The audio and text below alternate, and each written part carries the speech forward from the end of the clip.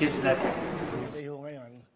At well, alam niyo naman ho, na nababasa nyo, Facebook, sa YouTube, at sa news, last sa weekend ho, at nalaman niyo na ho na, yun nga, hindi na ho ako nag-renew ng contract sa GMA7. Yung pong lahat ng inyong nabibalitaan nyo ay, yung iba doon ay totoo, yung iba naman ay hindi. I-clear ko lang ho sa inyo, ito na ho ang last day ko, ng aming mga staff, at ng programang Wawawin dito po sa GMA7. For 6 years and 8 months, nagbigay kami ng saya sa inyo, tulong na abot kaya namin. Gusto ko lang kung, kumbaga, ibalik kung paano ba nagsimula. Bakit ba napunta si Willie Revillame sa GMA? Ito po, panoodin natin.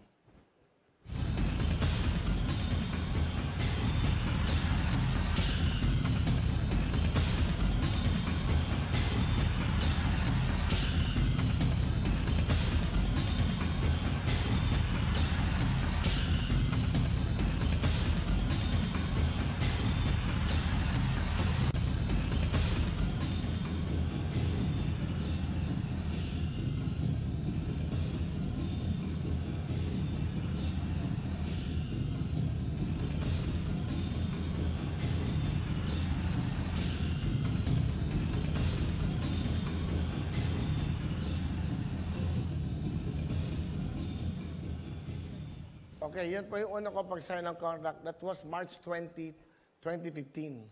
So, 2015 po yan.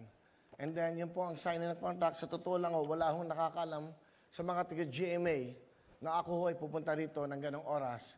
It's only ako po, ang aking pong kapartner si Atty. Boy Reyno, Atty. King Reyno, Atty. Ferdy Domingo, at yung tao rin po naging tulay na pagbalik ko po sa industriya ng telebisyon.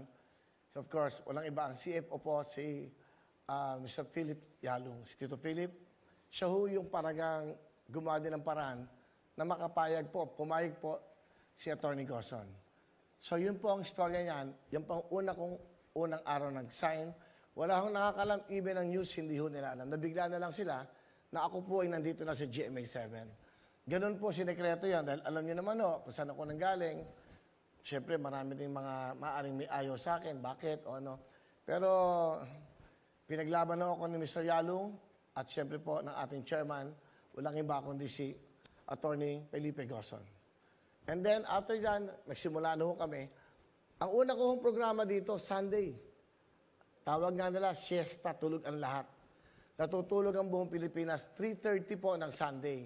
Every Sunday lang ho, nagsimula kami. Meron kami nirentang studio dyan sa Kalayaan.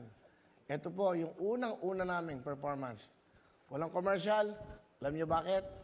Wala ho kaming marketing, walang sales. Basta makapalabas lang. Di ba? Mapakita lang yung programa, yung gusto namin gawin. Panoodin po natin to.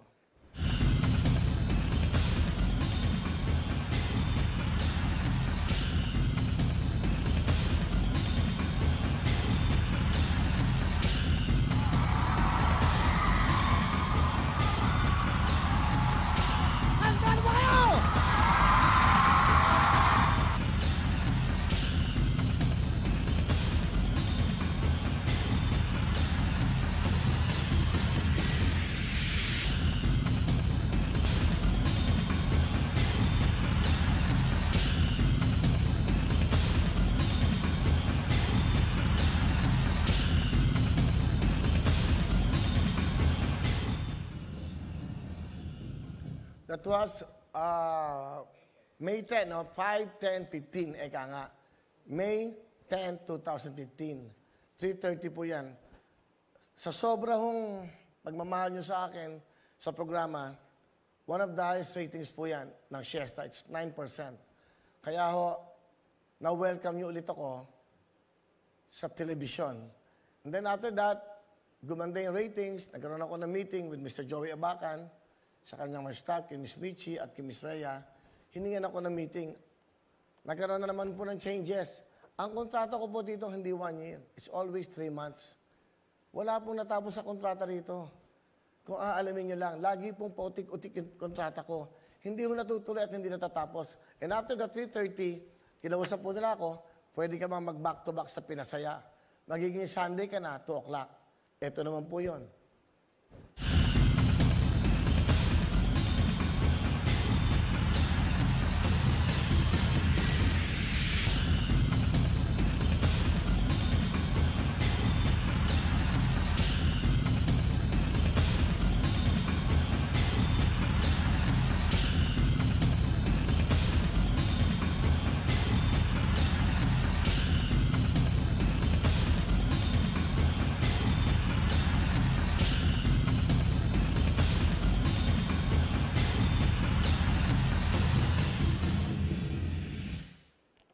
Yan po.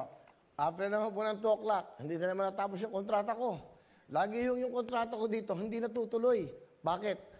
May pagbabago na naman po. After po ng 2 o'clock, ng back-to-back ng Pinasaya at Wawawin, eto na po. Dumating na po another meeting with Mr. Joey Abacan. Diyan kami kumain sa may bandang Timog. Sabi niya, asan ka? Ang totoo niyan, hihinto na ho sana ako. Ayoko na sana dahil yung nagpo-produce ako noon, I spent about 140 million cash na walang bumabalik. Kasi wala ho ako marketing. So show lang ako ng show, bigay lang ng bigay ng tulong, pero wala ho akong commercial. Wala. Zero. Basta lang makapagpa-show ako. Nung dumating na yung time, sabi ko, Sir Joey, hihinto na ako. Tama na, magpapaalam na ako sa showbiz. Tinawagan niya ako.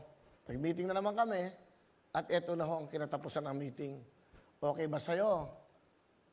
Co-prod na tayo. Hindi ka na black time. Kasi ang black time mo, ako nagbabayad.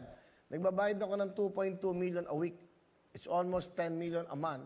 Pera pa ho yung pagrenta ng ilaw, renta ng sound system. Gumagasto ako halos mga 15 million a month. Pera ko ho yun. Ako ho yan on my own. So dumating po sa point na 140 million cash out na ako. Sabi ko, wala namang pumapasok na pera sa akin. Sayang naman. Maintindihan naman ng tao. And then after that, nag-meeting kami. Sabi niya, okay ba sa'yo? Huwag ka na huminto. Aalis na ako. Papaalam na ako. Aalis na ako dito muna sana sa Pilipinas. Sabi ko, doon na muna ako. Nag-isip ako mag-drummer ulit sa ibang bansa. Dumating yung point na yan. Sabi niya, sige, usap tayo. Ako sabing ko si FLG, ang marketing, kami na magbebenta ng show mo, it's gonna be a co-prod. So, naging co-prod po yun. Napag-usapan, nabuhayan na naman ako. Ito na ho yun. Naging daily show na po. It's Monday to Friday, 5 to 6:30. Ito po nangyari.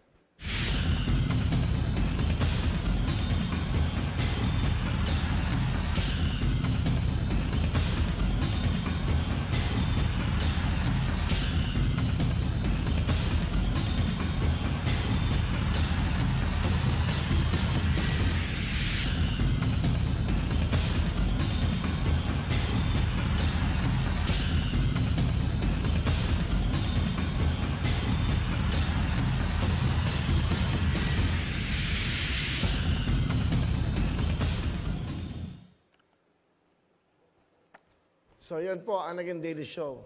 So, that time, kailan nangyari to? April 18, 2016.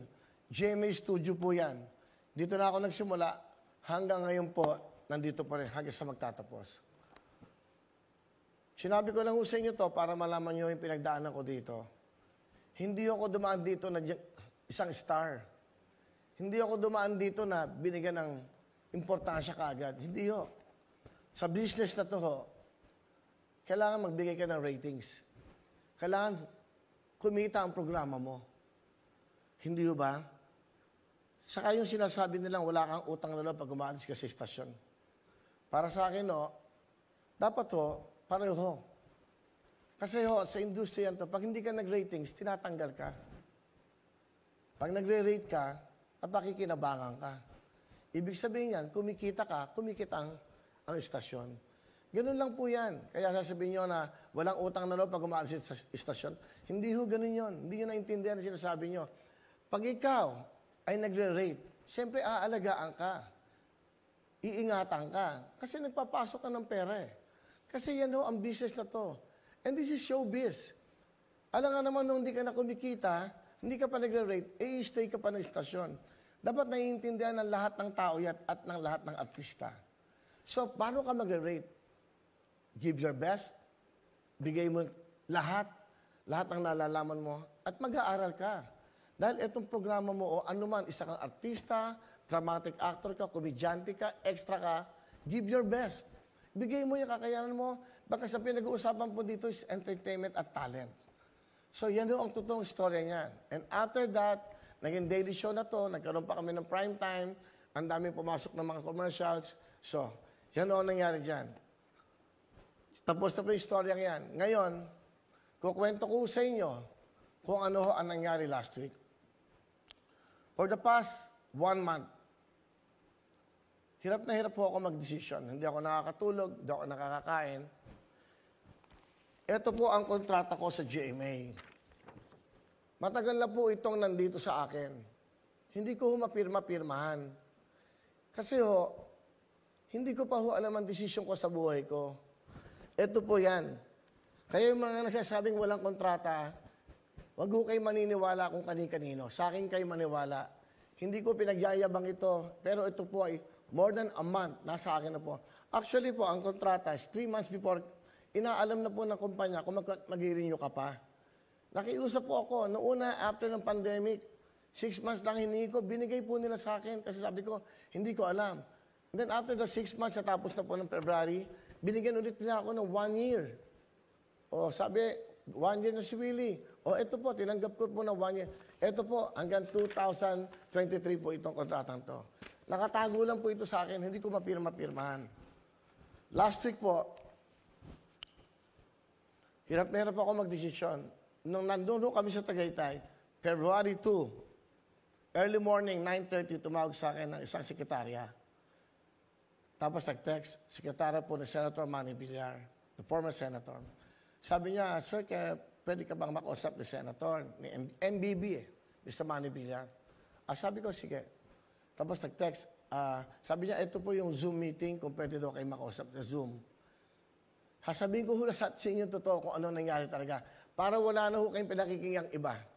And after nun, tumawag sa akin, yung secretary na mga 10 o'clock, Sir, ito po si Sir. Si Mr. Villar, Manny Villar. Willie, kumusta ka na? Sir, mabuti naman kamusta ko kayo? Okay naman, asan ka ba? Sabi ko, dito kami sa Tagaytay, dito po ako nagsishow. Sige, pupuntahan kita dyan. At gusto kita makausap. At about 1:30 p.m., naganda po. Sabi ko, dito na ho kayo mag-lunch. Sige, samahan kita mag-lunch. 1:30 po, dumating siya, kasama po si Congresswoman Camille Villar. Yun, kwentuhan, ako po siya dito, ako to, Miss Camille. Para ho yung mga haka-haka nyo, pinagsasabi nyo na kung ano-ano. Ito ang totoo. Nag-usap po kami ng Senator Villar about, sabi niya, may frequency, may franchise, pwede na. Pero, sabi ko, ano po bang plano nyo? Wala pa siyang plano. Zero. Kasi wala daw siyang alam sa industriya ito. That's why kinakausap niya ako. So sabi ko, ano po ba? Mabigat po yan Kasi una sa lahat, ano ang kailangan natin? Lalabas kayo ng frequency, wala kayong transmitter. Walang transmitter Yun ang nagbibigay ng signal sa buong Pilipinas. So problema po yan. So another problem is, wala naman tayong concept, wala naman tayong content ng programa. Magmula sa umaga hanggang madaling araw, ano ipapalabas? So zero na naman.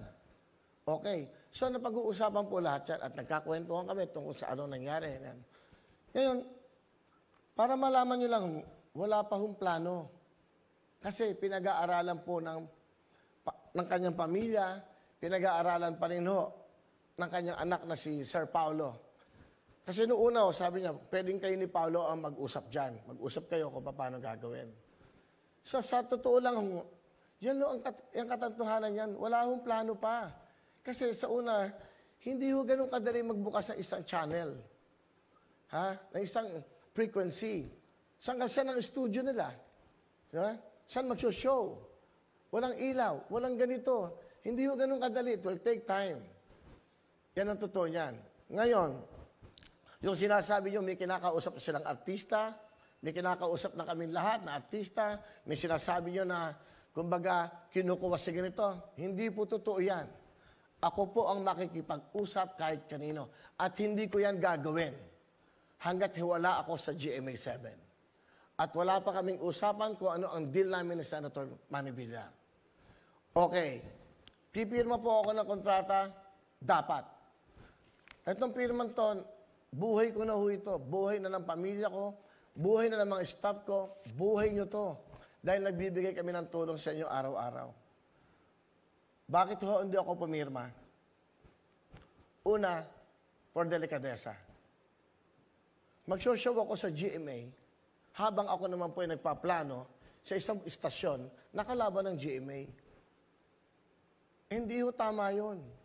Sa sobrang bait ho ng mga tiga-GMA, sa sobrang bait ho ng pinakita nila sa akin, hindi ko ho magagawa yun, natatay rin sila. Isipin nyo, for delikadesa at respeto ko kay Mr. Dawson, sa lahat dito, nag-show ako araw-araw dito. Pero after ko, nagmi-meeting ako sa kabilang channel. Hindi ko kayang gawin yon. Kaya ako, kahit ang bigat sa loob ko, isang pa ako naka-forward, isang pa ako, hindi ko maigalaw dahil ang bigat. Napamahal na ho sa akin ng mga tao dito. Wala akong naging problema dito for 6 years and 8 months. Yan. So, yan ho ang katotohanan yan. At ito ho nangyari, after ho na mag-usap kami ni Senator Villar, umalis, nagpa-picture kami. Sabi ko sa kanya, pwede ko pa itong i-post. Well, sabi niya, sige. Pinost ho yun, hindi dahil nag-uusap kami about the show. It's about friendship. Yung pinagdaanan namin nung nagkakampanya, kung saan kami nang ganyan, tumatakbo siya. You know, siya ho nagbigay sa akin no, ng Will Tower. Akin ho yung lupa, siya ho nagtayo. Yun ang regalo niya sa akin nung kasama ko siya, nung down na down din kami. Na ang daming bawal, na tumatakbo kami bilang presidente. Okay. February 2 po yan. Ang ginawa ko po, sa hindi ako makatulog, February 3 po, tinawagan ako kami si Joey Abacan. It's about something. And then, tinanong niya ako, oh, nasaan na yung kontrata? Pumirma ka na, pirmahan mo na. And I was so emotional, nag-Zoom meeting kami, naluha at naiyak ako. Sabi ko, Joey, Sir Joey, hindi na ako makakapirma ng kontrata. Nagulat siya. Bakit? Ano nangyari, Willie? Wala naman tayong problema. Bakit? Lilipat ka? Hindi ko, hindi. For delikadesa, hindi ko kayang gawin pumirma.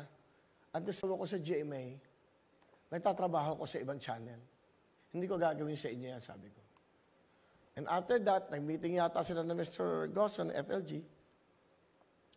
Sumulat po ako kinabukasan. At ito po ang sulat ko kay FLG sa aming chairman at siya po'y pumayag na basahin ko po ito. Pwede ba natin pakita? Yan po yung sulat. Pwede ba i-close up nyo? Para mabasa. Yan. Pwede ba lapitan mo? Okay lang. Sige lang. Ito pong sulat to, February 4, 2022. Attorney Felipe L. Gosson, Chairman and CEO GMA Network Incorporation. Magandang araw po, FLG. Sana ho ay nasa mabuti kayong kalagayan. FLG, hindi ko po alam kung paano ako magsisimula. At sasabihin sa inyo, nahihiya po ako sa inyo at sobrang kalungkutan po ang nadarama ko. Kayo pong muli ang nagbukas ng pintuan na ako po ay makapagbigay ng saya at makatulong sa abot ng aking kakayahan sa ating mga kababayan. Nagawa ko pong lahat ito ng dahil po sa inyo. Ipinamulat niyo po rin sa akin ang kahalagahan ng tiwala at katapatan. Alam niyo po, FLG, ilang gabi na po ako hindi nakakatulog, hindi po ako nakakakain, sa kakaisip ko ano po ang dapat kong gawin at maging desisyon sa aking buhay. Napakabuti niyo po at napakatotoo sa aming mga nagmamahal at rumirespeto sa inyo. Sa buhay po ng tao, may mga dumarating na pagkakataon na hindi mo inaasahan. Katulad po ng ako ay pinatawag ng mahal ng Pangulo, Duterte, na ako po ay kinausap na tumakbong senador sa kanilang partido. Isa pong karangalan sa akin na pagkatiwalaan po ako ng Pangulo ng Pilipinas. Ngunit, kailangan po ako maging totoo sa aking kakayahan at sa aking sarili. At naalala ko po nang tayo po ay nag-usap tungkol po sa pagtakbo ko sa public office. Ako po ay sumunod sa inyong payo na hindi papanahon o napapanahon na ako po ay tumakbo bilang isang senador. At ako po ay nakinig at sumunod sa inyong payo dahil sa paniniwala ko po na ang payong iyon ay sa ikabubuti po ng aking pagkatao. Nahihirapan po ako ngayon, FLG, sa akin po magiging desisyon. Napakabuti niyo po sa akin, si Madam Annette at ang mga kasama ko sa GMA family. Sana po ay maintindihan niyo po ako at sana po huwag niyo rin pong ikagagalit. Kung meron po akong biglang desisyon na hindi na muna po ako makakapirma ng kontrata sa GMA. Kung maaari lang po sana, kung ako man po ay hindi pipirma, ay magkaroon ng pagkakataon na matapos ang programa nang hindi nagmamadali at magpapaalam na maayos sa inyo at sa GMA. Alam niyo po, noong February 2 at 9 a.m. in the morning, tinawagan ako ng sekretary ng former senator na si Manny Villar, Senator Manny Villar, na gusto daw po ako na makausap sa Zoom meeting. At pagkatapos po nun, bigla na lang po silang tumawag sa akin. Kinausap po ako ni Senator Manny Villar. At ang una po yung sinabi, kamusta ka, Willie? Asan ka ba? Ang sagot ko po, andito lang po ako sa Tagaytay. Dahil dito po ako nagso-show ng Wawawin. At ang sabi po niya, sige, pupuntahan kita. Gusto kitang makausap. Dumating po si Senator Manny Villar dito sa Tagaytay ng 1:30 p.m. at kasama po ang kanyang anak na si Congresswoman Camille Villar at nag-usap po kami ng masinsinan. Sa amin pong pag-uusap, tinanong po niya ako kung hanggang kailan ang kontrata ko with GMA. At ang sabi ko po hanggang February 15, 2022. At sinabi ko din po na ready na din ang kontra ko po for renewal this February. Sabi naman po niya, meron ka palang deadline. Ang sabi po niya sa akin, pwede bang bigyan mo ako ng ilang araw bago ka pumirma ulit, magdesisyon at mag-usap tayo muli bago February 15. FLG, nandito po ako ngayon sa sitwasyon ng buhay ko na may magandang opportunity na dadating. Na magiging parte po ako ng isang kumpanya na andyan po ako. At andyan po ang aking kaalaman, which is TV broadcasting at entertainment. Hindi ko po kaya magsinungaling sa inyo. Kaya po ako sumulat at ipaalam sa inyo ang aking pong pinagdadaanan. FLG, sana po maintindihan nyo na hindi po habang buhay ay ako ay haharap sa television bilang isang TV host. At ito pong pagkakataon na ito ay dumating sa aking buhay ay isang pangarap. It's a dream para sa isang taong katulad ko po na nagsisimula sa industriya bilang naging drummer, naging extra. Hating-hati po ang aking damdamin at nararamdaman. FLG, kung ano man po ang magiging decision ko, hindi ko po kayo makakalimutan sa aking buhay. Kayo po ni JRD, Mr. Jimmy Duabit, FSY, Mr. Felipe Yalong, si Ma'am Annette, si Sir Joey Abacan, si Rhea, si Michi, si Miss Joy Marcelo, ang kanya po mga staff, sales and marketing family, engineering people, at sa mga lahat po na nakasama ko sa GMA. I don't want to say goodbye. Dahil sa industriyang ito, there's always a welcome back. Kung ano man po ang magiging desisyon, tatanggapin ko po ng maluwag sa aking puso. FLG, sleepless nights, luha, hindi makatulog, hirap na hirap. Dahil po sa tiwala, paniniwala, pagmamahal na pinadama niyo sa akin. GMA will always be part of me. Sana po FLG, naintindihan niyo po ako. Maraming salamat po muli sa tiwala, paniniwala at pagmamahal niyo sa akin. May God bless us all. May respeto at nagmamahal, Willie Revillame. Yan po ang aking naging kasulatan sa aming mga chairman, Mr. Gosson. At ito naman po, ang kanyang sagot sa akin. Pwede natin pakita. Dear Willie, ito po.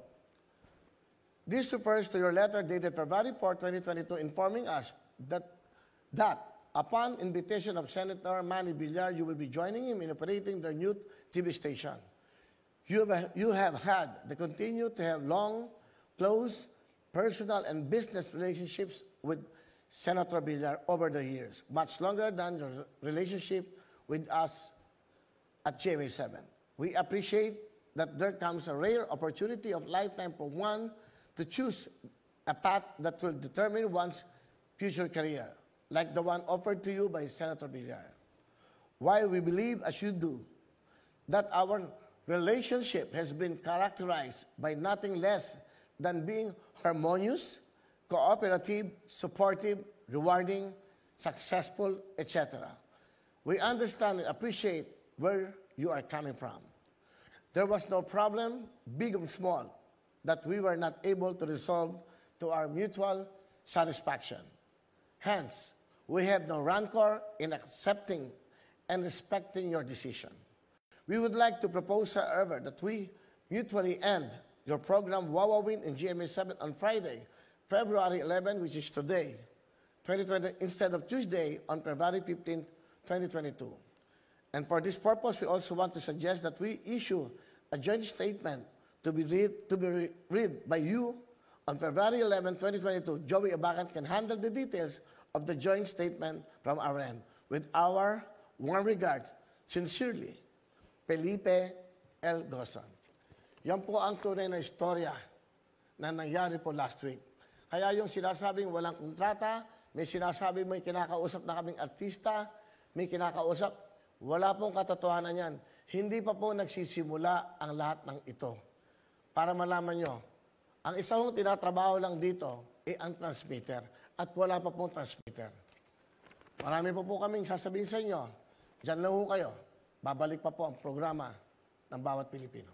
Kung may pag-ibig ay may pag-asa na ang dulot ay laging saya ang pagtulong.